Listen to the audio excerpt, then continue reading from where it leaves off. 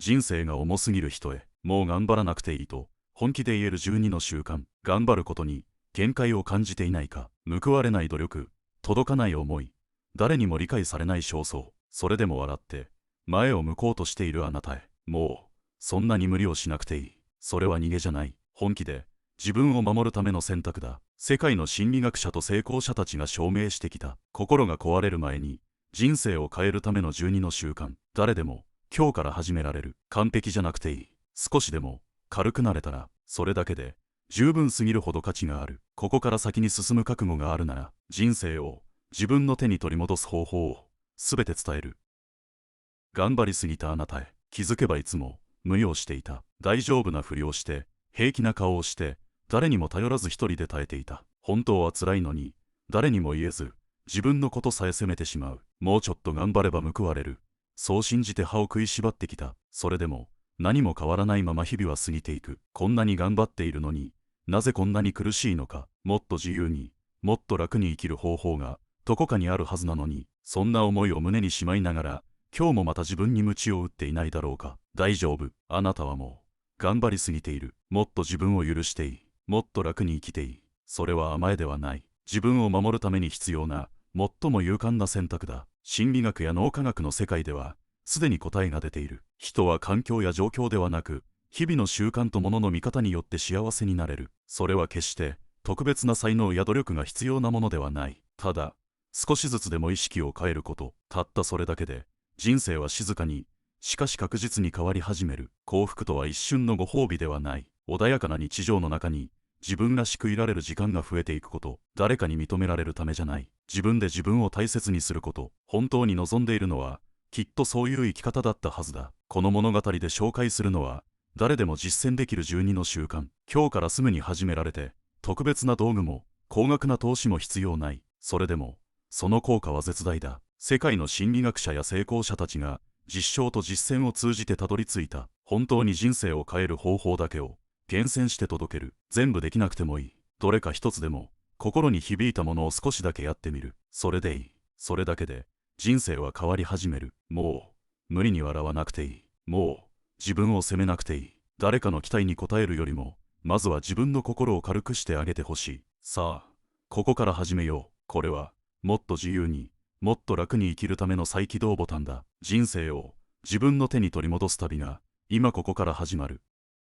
なんとかなると信じる力。未来を考えると不安で動けなくなる。失敗したらどうしよう。誰かに迷惑をかけたらどうしよう。そんな考えが頭を占めて何も始められない日が続く。けれどその思考パターンこそがあなたの力を奪っている。科学ははっきりと示している。なんとかなると考えるだけでストレスは確実に減る。これは根拠のない楽観ではない。現実に立ち向かうための最も強力なマインドセットだ。ポジティブ心理学の第一人者マーティン・セリグマン博士の研究によれば、楽観的な人はストレスに強く、困難から立ち直る力が圧倒的に高い。実際楽観主義は病気のリスクを下げ寿命を延ばすというデータもある。なんとかなるは単なる慰めではなく、実際に人生を好転させる思考習慣なのだ。だがどうすればそう思えるようになるのか。不安に押しつぶされそうな時になんとかなると本気で信じられるだろうか。答えは過去にある。これまでの人生でもうダメだと思ったけど結局なんとかなったことを思い出してみてほしい。試験に落ちた、失恋した、仕事で失敗した、病気になった。あの時は絶望していた。でも今ここに生きている。その経験はあなただけの証拠だ。乗り越えてきた事実を忘れないでほしい。もう一つの方法は最悪のシナリオを書き出すこと。不安の多くは漠然としているから恐ろしい。けれど実際に紙に書いて最悪の状況とその対処法を並べてみると驚くほど冷静になれる。本当にそこまで最悪にはならない。最悪になってもなんとかなる。その感覚が不安を現実的な問題へと引き戻してくれる。そして最後の習慣は口に出すことだ。大丈夫、なんとかなる。この言葉を毎朝自分にかけてほしい。自己対話の力は絶大だ。言葉にするだけで脳の反応が変わり安心ホルモンが分泌される。一流のアスリートや経営者たちも常にポジティブな自己対話を行っている。イーロン・マスクは言う。会社が何度も潰れかけた。でもなんとかなると信じて進んだ。ジェフ・ベゾスは言う。解決策は必ずある。そう信じることが全ての始まりだ。あなたの中にもその力はある。誰に見せなくてもいい。心の中で自分だけの支えにしてほしい。不安があっても、怖くても、動けなくても、それでもなんとかなるとつぶやけたら、人生は、ほんの少しだけ、軽くなる。今この瞬間から、始めていい。なんとかなるは希望ではなく、現実を変える力になる。それは、科学が証明した、誰にでもできる魔法の言葉だ。期待を手放すという期待は、心を重くする。あの人なら分かってくれるはず。上司なら理解して当然。パートナーなら気づくべき。そんな思いが裏切られたとき、傷つくのはいつも自分だ。心理学の期待値理論は明確に示している。期待が高いほど、現実が届かなかった時の落差は大きくなる。その瞬間、感情は怒りに変わり、心にストレスが染み込む。しかも、人間はコントロールできない。自分とは違う価値観を持ち、異なる世界を生きている。だからこそ、他人に期待しすぎることは、苦しみを生み出す。大切なのは、期待を希望に変えること。こうであるべきを、こうなったらいいなえ。たったそれだけで、心の硬さは消え、余白が生まれる。プロジェクトが絶対に通る。ではなく、通ったら嬉しい。と言い換えてみる。誕生日を覚えていて当然。ではなく、覚えていてくれたら嬉しい。に変えてみる。この小さな変化が、失望の深さを確実に軽くしてくれる。自分にも同じだ。もっとできなきゃいけない。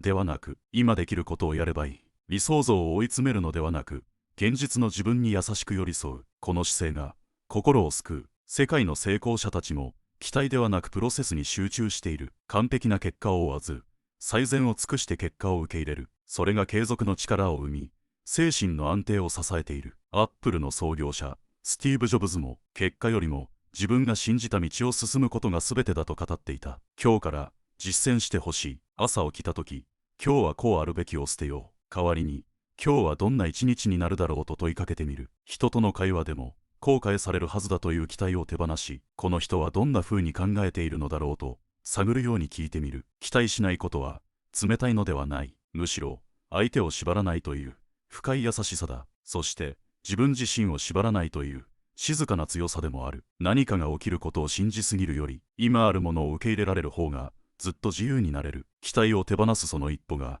心の重荷を外してくれる。それは、確かな真実だ。人と比べない勇気。SNS を開くたびに、誰かの成功が目に飛び込んでくる。友人の結婚報告、同僚の昇進、知人の海外生活、画面の向こうのキラキラした日常と、今の自分を比べてしまう。気づかないうちに、自分には何もないような気がして、心が疲れていく。心理学者、レオン・フェスティンガーが唱えた社会的比較理論は、人間が無意識のうちに他者と自分を比べてしまう性質を持っていると明らかにした。問題は、その比較が上ばかりを見てしまうことにある。自分より優れて見える人に意識が向かえば向かうほど、自己評価は下がっていく。現代は特にこの傾向が強い。SNS という舞台では、誰もが人生のハイライトだけを切り取って見せている。フィルターがかかったその一瞬と、あなたの現実を比べても、苦しくなるだけだ。しかも、そうした比較は再現がない。今日の劣等感は、明日にはまた別の誰かによって更新されてしまう。では、どうすれば人と比べずに生きられるのか。答えは明確だ。自分だけの基準を持つこと。他人の価値観ではなく、自分の本音に従って生きること。例えば、収入ではなくどれだけ心から楽しめる仕事かを基準にする。見た目の美しさより、自分が心地よくいられる体調と服装を大切にする。誰かの物語に登場する脇役ではなく、自分自身のストーリーを歩く覚悟を持つ。さらに大切なのは、企画の方向を変えることだ。過去の自分と比べる。昨日より今日、できたことは何か。1年前の自分より、どこが成長したか。この問いを習慣にすれば、他人ではなく自分に意識を向けられるようになる。ビル・ゲイツは言う。私は常に、自分の限界とだけ競争してきた。テニス界のロジャー・フェデラーも、他人と比べることには意味がない。目指すのは自分自身の最高の状態だと語っている。今日から意識を変えよう。SNS を開く前に、これは編集された一部に過ぎないと心に留める。他人の成功を見ても、あの人にはあの人の道がある。私は私の道を進めばいいと言い聞かせる。比較をやめると、心は驚くほど静かになる。焦りが消え、嫉妬が消え、自分のリズムで生きられるようになる。本当の満足は、他人との優劣ではなく、自分の中にある。そのことに気づいた瞬間、人生は確かに軽くなる。完璧を求めない覚悟。もっとちゃんとしなきゃ、もっと完璧でいなきゃ。そう思うたびに、心はどこか苦しくなる。周りからの評価、失敗への恐れ、理想の自分像、そのすべてが肩にのしかかって、呼吸さえ浅くなっていく。でも考えてほしい。そもそも完璧とは何だろうか。誰もが納得する完璧など存在しない。他人から見れば十分なことでも自分では足りないと感じてしまう。逆に自分では完璧と思っても誰かには物足りなく映る。完璧とは実体のない幻想だ。心理学にはパーフェクショニズムという言葉がある。完璧を追い求める思考の癖で見えない不安や自己否定を生む。この傾向が強い人ほどうつや不安障害になりやすいことも分かっている。さらに困るのは完璧を目指すあまり何も始められなくなることだ。行動が遅れる。決断ができない。そして結局自分を責める。だからこそ今ここで線を引く必要がある。これはもう十分。ここまでやった自分を認める。その一言が心の中に小さな余白を生む。例えばメールの返信に時間をかけすぎるなら60点でいいと自分に言って送る。仕事の成果物も8割で出して後で調整するくらいがちょうどいい。家事も毎日すべて完璧にこなそうとせず、今日はこれだけできた自分を褒めることを習慣にする。世界で活躍する人たちも完璧主義ではない。アマゾン創業者のジェフ・ベゾスは言う。80% の完成度で世に出せ。残りは動きながら改善すればいい。芸術家のピカソも生涯に数千もの作品を生みながら一つ一つに完璧さを求めなかった。未完成だからこそそこに命があるとさえ語っている。完璧である必要はない。むしろ未完成のままでも前に進める人こそが人生を動かせる。大切なのは進みながら修正すること。完璧を求めて立ち止まるより多少のブレがあっても動き続ける方が強い。今日からは完璧を諦める覚悟を持ってほしい。そしてその勇気を強さと呼んでいい。完璧じゃなくていい。ただ自分に正直でありたい。その姿勢こそが心を軽くし人生を前に進めてくれる。余白を作るという選択。やることに追われて一日が終わる。気がつけば心がざわついている。誰かの LINE に返して仕事のタスクを片付けて家のことも手を抜けない。次々と頭に浮かぶやるべきことが心のスペースを埋め尽くしていく。現代人の脳は常に情報の洪水の中にある。スマホの通知、ニュース、SNS、動画、そのすべてが無意識にエネルギーを奪っている。考える余裕がない。感じる時間がない。だからこそ何もしない時間を意識的に作る必要がある。心理学ではこの状態を認知的過負荷と呼ぶ。脳が処理できる限界を超えると集中力は落ち、ストレスが蓄積されていく。その結果、判断力が鈍り、感情の起伏が激しくなり、ついには小さなことで怒ったり、無気力になったりする。つまり、やりすぎるほどに何もできなくなっていく。必要なのは、心に余白を取り戻すこと。予定のない時間をあえてスケジュールに入れる。朝の10分をただ座る時間にする。夜寝る前にスマホを閉じて静かな音楽を流す。誰にも見せなくていい。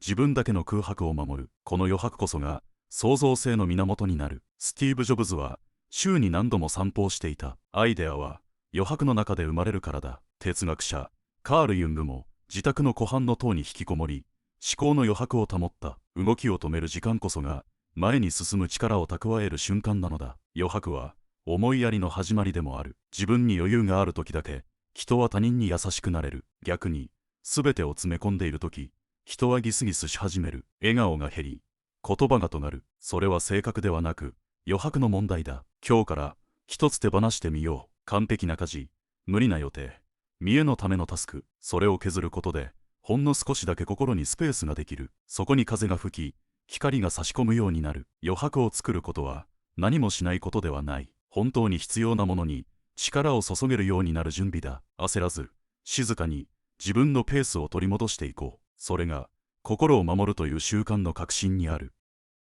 断ることで守る心。本当は無理をしているのに笑顔で大丈夫と言ってしまう。頼まれるとつい引き受けてしまう。忙しくても予定が詰まっていても断る勇気が出せない。その優しさがいつの間にか自分を追い込んでいく。なぜ人は断れないのか。そこには嫌われたくないという恐れがある。いい人だと思われたい。迷惑をかけたくない。そんな思いが断るという行為に罪悪感を生む。しかしその代償はあまりにも大きい。時間が奪われ、エネルギーが消耗し、自分の優先順位がどんどん後回しになっていく。心理学ではこれを過剰適応と呼ぶ。他人の期待に応えすぎることで自分を失ってしまう状態だ。この癖が続くとやがて自分の感情すらわからなくなる。何が好きで何が嫌で何を望んでいるのか、その輪郭がぼやけていく。だからこそ断ることは拒絶ではなく選択だ。自分の心を守るために何を引き受け何を手放すかを見極める行為。それは決してわがままではない。むしろ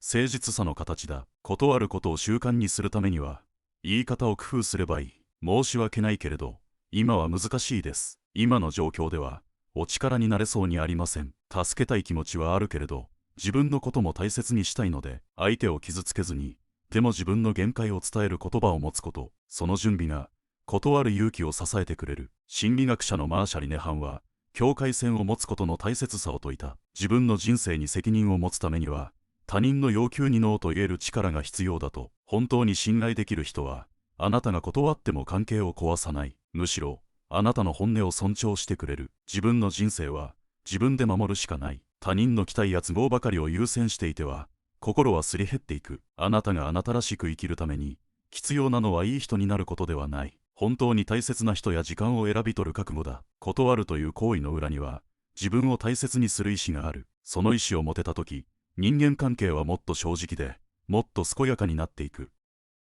身体から心を整える。なんとなく気分が沈む。やる気が出ない。眠れない。理由はわからないのに、心が重たい。そんな日が続くと、自分を責めてしまう。でも、本当に責めるべきは心なのだろうか。実はその不調、身体から来ていることがとても多い。脳と腸は密接につながっている。これを腸脳相関と呼び、腸内環境が悪化すると脳にも悪影響を及ぼす。食べ過ぎ、寝不足、運動不足、スマホの見過ぎ、これらすべてが気づかぬうちに心を曇らせていく。最近なんだか疲れる。その正体は生活のリズムが崩れたサインかもしれない。だからこそ心を整えたいなら、まず身体に目を向けることだ。特別なことをする必要はない。夜は1時間早く寝る。朝はカーテンを開けて日を浴びる。深呼吸をする。5分だけ歩く。たったそれだけで自律神経が整い、心にも余裕が戻ってくる。ハーバード大学の研究によれば、たった20分のウォーキングでもストレスホルモンの分泌が減少し、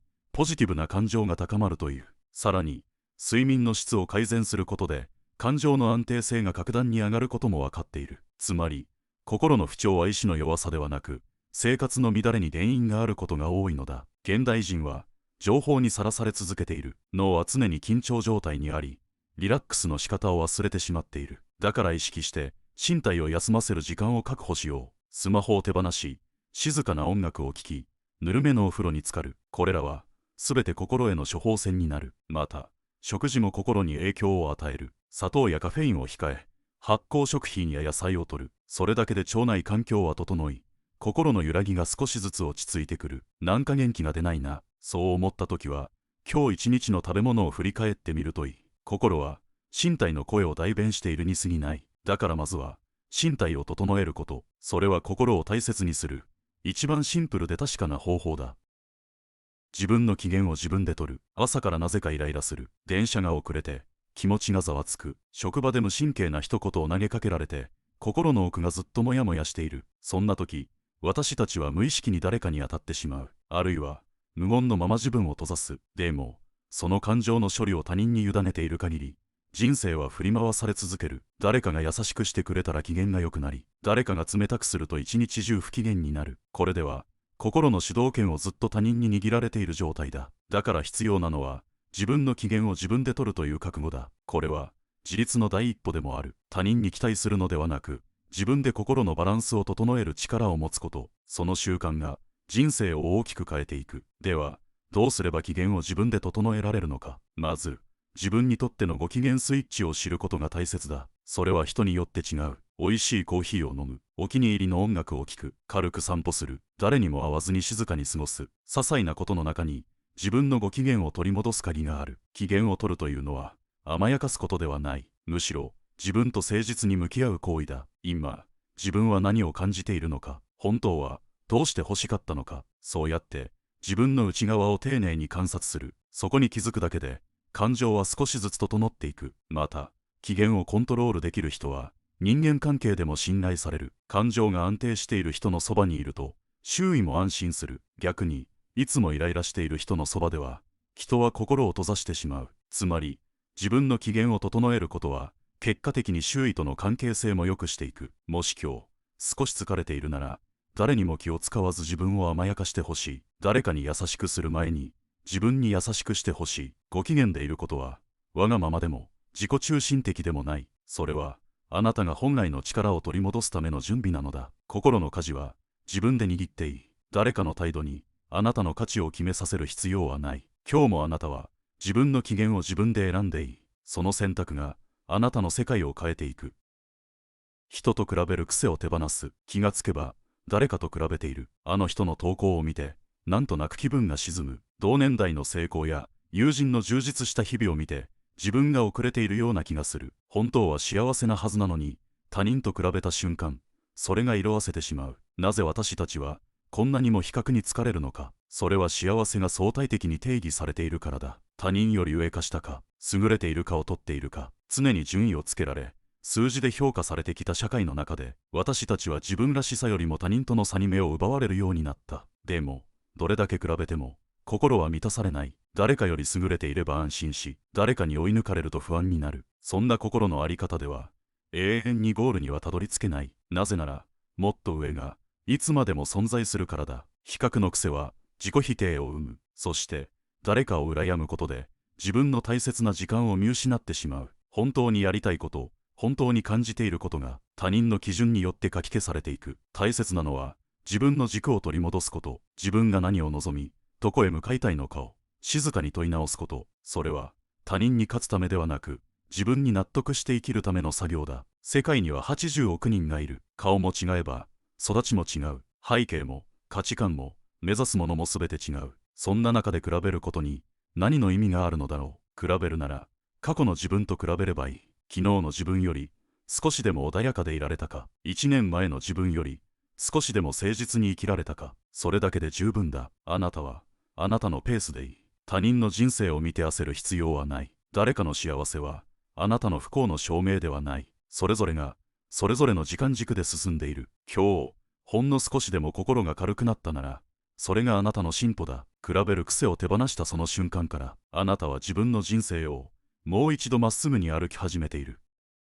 感謝で世界を塗り替える。足りないものばかりに目が向いてしまう。もっと収入があれば、もっと理解してくれる人がいれば、もっとと求めているうちに、今あるものの大切さを見失ってしまう。それは人間の脳の性質でもある。生存に必要な情報を優先して処理するため、危険や不足に目が向きやすく、安心や幸福は後回しになる。つまり、感謝は自然に湧いてくるものではない。意識して見つけに行くものだ。今日、無事に目が覚めたこと、雨をしのげる屋根があること、温かい食事を口にできたこと、心を許せる人が一人でもいること、当たり前のようでいて、実はそれらすべてが失った時に初めて重みを持つ奇跡の積み重ねだ。カリフォルニア大学の研究によると、日々感謝を記録する習慣を持つ人は、そうでない人に比べて圧倒的に幸福度が高く、不安やストレスも軽減される傾向にあるという。感謝は脳の回路を変える力を持っている。不満や苛立ちは放っておくとどんどん膨らむ。しかし感謝は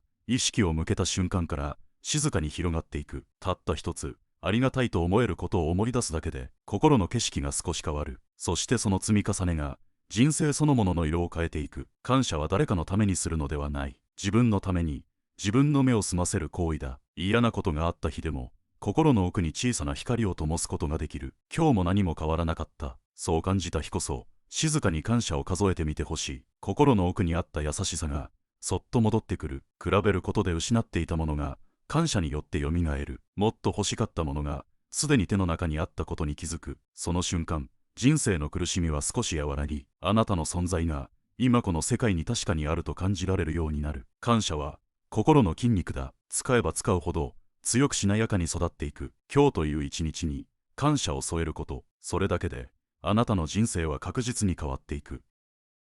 何もしない時間を取り戻す。忙しさに追われていると立ち止まることに罪悪感を覚える。何かをしていないと取り残されるようで不安になる。スマホを開けば情報があふれ、頭は常にフル回転。けれどその状態が続けば心は次第にすり減っていく。本来私たちの脳にはぼんやりする時間が必要だ。何も考えず何も生み出さずただ存在するだけの時間。それは決して怠けではない。脳の疲労を回復させ創造性や意欲を育てるための大切な余白だ。ヨーロッパの国々では何もしない時間が文化として根付いている。イタリアのドルチェ・ファルニエンテ、直訳すれば甘美なる無為。これは何もしないことを楽しむという美学。日本では何かしていないとダメという空気が根強いが、それこそが心を追い詰める大きな原因の一つになっている。だから意識的に立ち止まることが必要だ。スマホを置いてただ空を見上げる。ベンチに腰をかけて風の音に耳を澄ます。予定をあえて入れずゆっくりとお茶を飲む。こうした何気ない時間が心の呼吸を取り戻してくれる。大切なのは何かしなきゃと思った瞬間に立ち止まること。この時間無駄かもしれないと感じた時こそ、本当は最も自分を回復させているのかもしれない。心に余白があると、人は他人にも優しくなれる。思考がクリアになり、焦りが減り、自分を大きく責めなくなる。逆に、ずっと動き続けていると、やがて何も感じられなくなり、心が凍ってしまう。何もしないは、現代において最高の自己防衛であり、最も誠実なセルフケアでもある。それは甘えではない、回復であり、再起動だ。心を取り戻すための時間に、名前なんていらない。今日、ほんの5分でもいい。何もしない時間を自分のために確保してみてほしい。その静けさの中に、本当の自分の声がきっと聞こえてくる。自分を許せる人は、人生を変えられる。失敗したとき、自分を責めずにいられるだろうか。人に迷惑をかけたとき、情けなさで潰れそうにならないだろうか。あの時、もっとこうしていれば、過去の自分を責める声は、何度も何度も、頭の中を巡る。でも、その声は誰のものでもない。自分自身が自分に向けて発している。そして、その厳しさが限界を超えたとき、心は黙って壊れていく。だからこそ、許すという選択が必要になる。それは他人のためではなく、自分のため。自分を責め続けることでしか保てないプライドがあるなら、そのプライドごと手放していい。自分に優しくすることを許してもいい。人は誰でも間違える。間違ったままでも愛される価値がある。不完全なままでも前に進む権利がある。それを誰かに証明してもらう必要なんてない。あなた自身がそれを認めてあげればいい。できなかった自分、情けなかった自分、その過去があったからこそ今のあなたがある。だからそのすべてを否定することはない。むしろあの日の自分によくここまで来たねと声をかけてあげてほしい。許すというのは忘れることじゃない。その出来事を自分の一部として受け入れるということだ。痛みや恥ずかしさ、悔しさすらも自分の人生に必要だったのだと静かに理解すること。そこに誇りが生まれる。自己成長は反省からではなく許しから始まる。もう一度やり直せると思える心が未来を開いていく。どれだけ自己啓発書を読んでも自分自身を許せない限り人生は動き出さない。誰かを変えるよりまず自分を解放してほしい。過去に失敗しても今日からまた始めればいい。完璧じゃなくていい。どこか不器用でいい。ただ自分に誠実である限りあなたの人生は何度だって軌道修正できる。許しは終わりではない、始まりだ。今日ここからもう一度あなた自身と手を取り合って新しい一歩を踏み出してほしい。それでも人生は変えられる。ここまで読んでくれたあなたへ、もう十分すぎるほど頑張ってきたことを誰よりもあなた自身が知っているはずだ。人には見えないところで耐えて、笑顔の裏で何度も折れそうになって、それでも毎日ちゃんと生きてきた。だからこそ今こそ選んでほしい。楽になること、軽くなること、無理をしないこと。誰かに認められるためじゃなく、誰かと比べて勝つためでもなく、ただ自分自身を取り戻すために。完璧じゃなくていい。すぐに全部できなくていい。たった一つの習慣を変えるだけで、心はほんの少しずつだけど確実に穏やかさを取り戻していく。苦しいままの人生を続ける必要なんてない。生きづらさをずっと抱えていく必要なんてない。あなたはあなたのままでもっと自由になっていい。もっと幸せになっていい。そしていつか誰かがつまずいた時、今のあなたが選んだ習慣がその人を救う光になるかもしれない。人生は変えられる。その証明をこれからのあなた自身で静かにゆっくりと始めてほしい。今日より少しだけ楽に、少しだけ幸せになれるように心から願っている。